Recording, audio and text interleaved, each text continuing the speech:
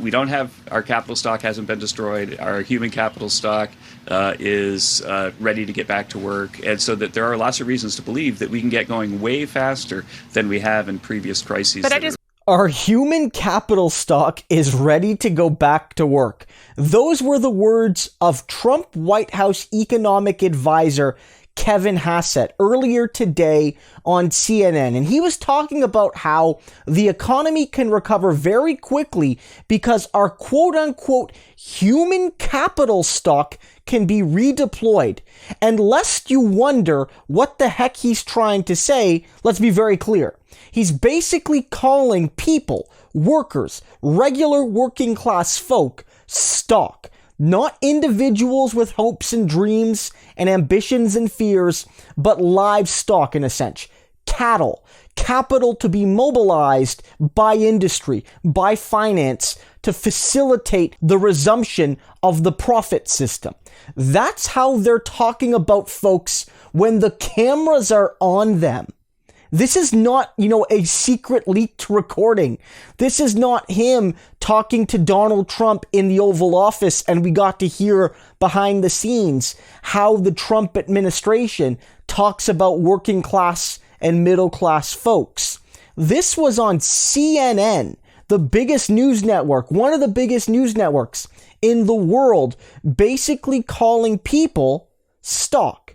And I think this is important to realize because at the end of the day, there's a real sense that this recovery is going to be rushed, not because it's essential to help people survive, not because there's no alternative, but because the rich and wealthy and well-connected want to resume systems of economic productivity that have benefited them, even if it means regular working class people lose their lives. The United States, Canada, the other wealthy nations of the world have all the resources needed to stop economic activity, non-essential economic activity, for many more months. And if that does mean that certain industries struggle, we could always find the means through taxing rich people, taxing their wealth, taxing profitable corporations that are allowed to continue operating during the crisis, and frankly, redistribute that wealth to workers, to small businesses, so that they can survive for the duration of the crisis. That is a choice that is available. That is a choice that people like Bernie Sanders and some other progressives have been talking about. But the Trump White House, corporate Democrats too, to be fair, have rejected that solution because they would rather put people back to work before it is unsafe to do so. Because the human capital stock is there to be deployed so that a few rich people can make a lot more money than they've already been making. Kevin Hassett is an awful person even beyond this. He was one of the people that basically lied to Americans and said that, this crisis will be over by the middle of May. And after the middle of May, no more people will lose their life to this global crisis that we're currently facing. Not one more person will lose their life.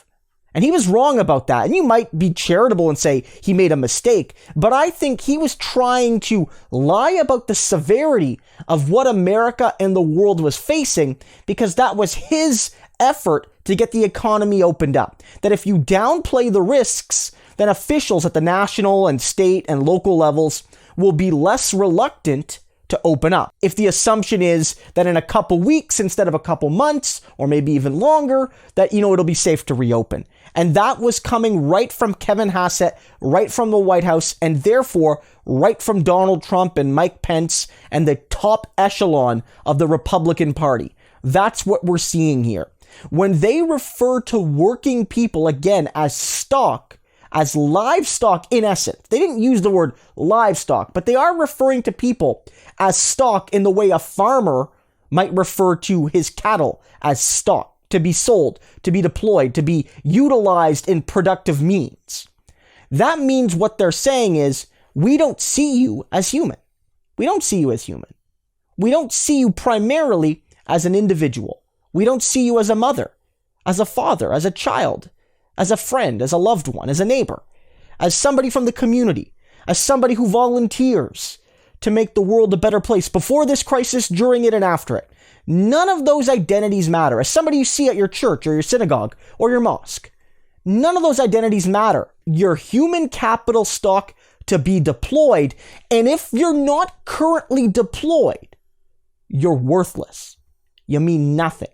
You're less than nothing. You're stale capital, sitting there, useless. And so, your purpose, working class person, middle class person, 95 to 99% of Americans, frankly, is to be deployed. And if you can't be deployed safely, if you don't have the luxury of being deployed in a safe workspace or in the ability to work from home, then you'll be deployed unsafely, and that'll be that. And we'll bend over backwards as an administration to protect companies, to protect industries that don't deploy their human capital stock safely. Because that's our goal, protecting them and letting the stock wean itself out. We have too much stock, they might say, so it doesn't matter if we lose a little bit of stock. That's how they talk about regular working class folks. And so if you think a government, an administration, a White House, and the party they represent talks about people as capital stock, and they're going to treat you like human beings deserving of health and safety and dignity and humanity, you're kidding yourself. This is the Trump White House. This is the Republican Party. Frankly, some corporate Democrats are like this too. But when it comes to the sheer denial of humanity, it really is something that's coming from Trump and his associates. And if you think this is the party that really understands the blue-collar working man, you're lying to yourself, you're delusional, or both.